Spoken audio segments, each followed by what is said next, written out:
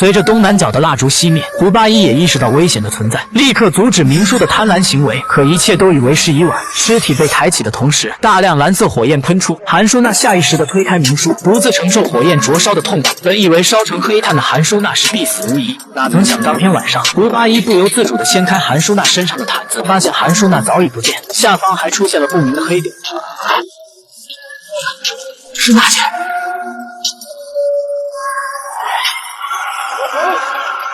大家仔细观察，发现韩舒娜犹如狗头附体一般，不仅没有死，还正以极其诡异的姿态在黑洞里爬行，吓得众人都惊慌失措，一脸茫然。于是胡八一和雪梨羊准备下去一探究竟，可当两人下来以后，却没有看到刚才的怪物。脾气急躁的王胖子大喊询问下面的情况，结果声音引起两侧的冰面迅速开裂。胡八一马上通过手电的暗影阻止王胖子的行为。也就在这时，变成怪物的韩舒娜突然出现，并向雪梨羊发起攻击。胡八一纵身一跃，飞身一脚踹飞了怪物，确定韩舒娜变成了怪物。大家奋力要将胡八一和雪梨羊拉回来，可怪物却再次出现，向胡八一扑来。幸亏胡八一扔出手边的武器，暂时牵制住怪物向前的脚步。